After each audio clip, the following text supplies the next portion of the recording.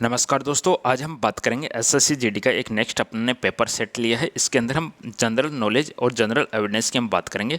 Total 20 questions यहाँ पर रहने वाले हैं और टोटल के टोटल क्वेश्चंस एग्जाम में पूछे गए क्वेश्चंस है। ये 2024 का मैंने पेपर सेट लिया है जिसके अंदर एग्जाम में पूछे गए क्वेश्चंस है।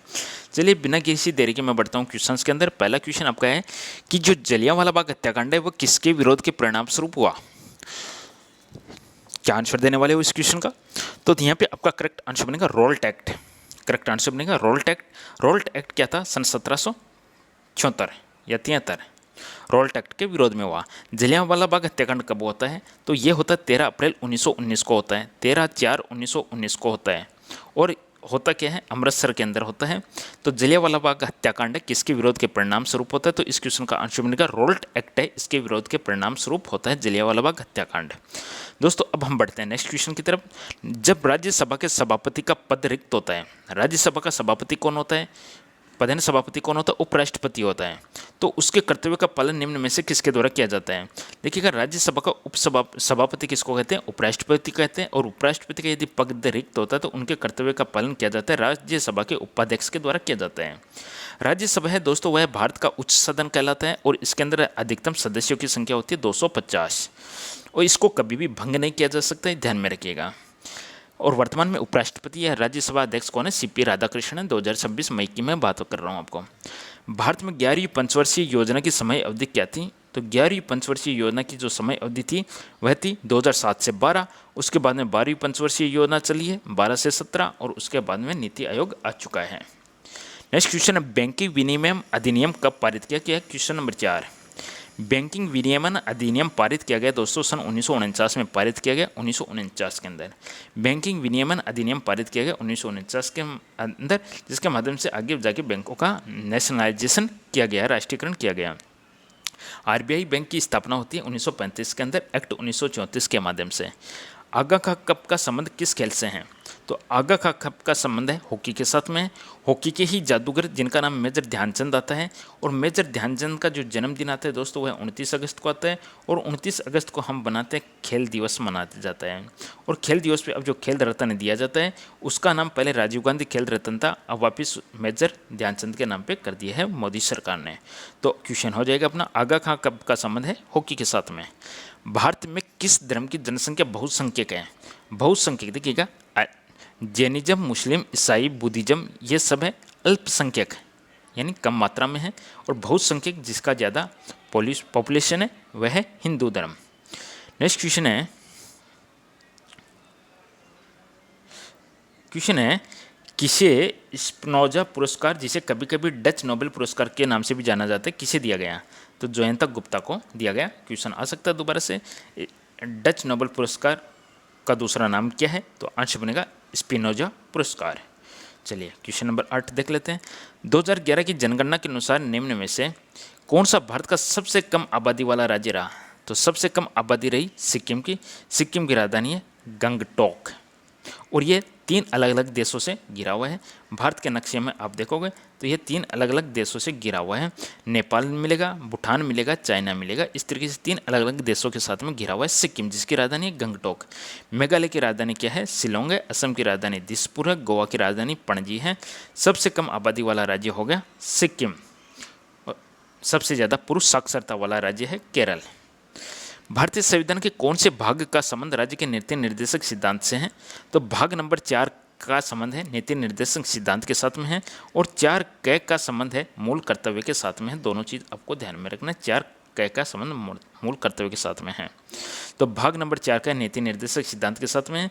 नीति निर्देशक सिद्धांत है वह आयरलैंड से लिए गए हैं और नीति निर्देशक सिद्धांतों का उद्देश्य क्या होता है? किसी भी राज्य को कल्याणकारी बनाना, यह राज्य का दायित्व है। नीति निर्देशक सिद्धांतों का उल्लेख होता है तो दोस्तों उसको हम न्यायालय में वाद योग्य नहीं बना सकते। किसी भी टेनिस खेल में यदि दोनों खिलाड़ी एक खेल में 3-3 अंक जीतते हैं अर्थात स्कोर 40-40 है तो इसे क्या कहा जाएगा? तो इसे ड्यूस कहा जाएगा। ड्यूस कहा जाएगा। नेक्स्ट क्वेश्चन आपका 1866 में एक अंग्रेज वैज्ञानिक जॉन न्यूलैंड ने, वेरी इंपॉर्टेंट क्वेश्चन है आपका, 1866 में ईयर आपको ध्यान में रखना, 1866 में अंग्रेज वैज्ञानिक जॉन न्यूलैंड्स ने तत्कालीन तत्वों को किस क्रम में व्यवस्थित किया, इसे न्यूलैंड का अष्टक नियम के नाम से भी जाना जाता है। तो उन्होंने बढ़ते हुए परमाणु द्रव्यमान के आधार पर व्यक्त किया। तो न्यूलैंड का जो अष्टक नियम था वह किस पर आधारित था, बढ़ते परमाणु द्रव्यमान के आधारित था। अष्टक नियम क्यों कहा गया, क्योंकि पहले के बाद में जो भी आठवां तत्व आता था तो वह और पहला प्रॉपर्टी में उनकी जो भी सब कुछ था वह सब कुछ समान था, इसलिए हर 7 के बाद यानी जो जस्ट 8वां तत्व आता था उसकी प्रॉपर्टीज रिपीट होती थी, इसीलिए इसको न्यूलैंड का अष्टक नियम दिया गया। जो न्यूलैंड ने इसको दिया था और इसका जो टेबल थी वह बढ़ते परमाणु द्रव्यमान के आधार पर थी। आवर्त सारणी है, जो मॉडर्न आवर्त सारणी है दिमित्री मेंडलीव की, वह भी द्रव्यमान के ऊपर आधारित है। Very important question next, hornbill उत्सव निम्न में से कौन सी मूल जनजातियां अपनी संस्कृति और परंपराओं का प्रदर्शन करती है। तो हॉर्नबिल उत्सव किस राज्य का है, क्या नागालैंड का है। इसमें कौन सी मूल जनजातियां अपनी संस्कृति और परंपराओं का प्रदर्शन करती है, तो आंसर बनेगा नागा जनजाति। चलिए नेक्स्ट क्वेश्चन आपका है, मुंडारी नृत्य का संबंध किस राज्य से है। तो मुंडारी नृत्य का संबंध झारखंड के साथ में है। झारखंड की राजधानी रांची है। ऑप्शन नंबर सी, बिहार से अलग होकर बनता है। 2000 के अंदर ये सन 2000 में बनने वाला भारत का राज्य है। स्थापना वर्ष आता है इसका सन 2000 में। चलिए अगला क्वेश्चन देख लेते हैं, हरित क्रांति की शुरुआत 1965 में हुई और कौन सी पंचवर्षीय योजना के बीच थी। 1961 से 66 के बीच में तृतीय पंचवर्षीय योजना चल रही थी और हरित क्रांति की शुरुआत होती है 1965 के अंदर होती है। हरित क्रांति के जनक कहलाते हैं एम एस स्वामीनाथन। भारत के उत्तर पश्चिम में निम्न में से किस देश की सीमा लगती है। अगर हम भारत के नक्शे की बात करेंगे, भारत के नक्शे में ये उत्तर हो गया और ये इधर हो गया पूर्व हो गया, ये हो गया पश्चिम। तो उत्तर और पश्चिम में इस साइड हम देखेंगे तो अफगानिस्तान और पाकिस्तान की सीमा लगती है। तो इस क्वेश्चन का सही जवाब बनेगा ऑप्शन नंबर 1 के साथ में। निम्न में से कौन सा मौर्यकालीन शिलालेख वर्तमान भारत में स्थित नहीं है। मौर्यकालीन शिलालेख वर्तमान भारत में स्थित नहीं है, वह कंधार है।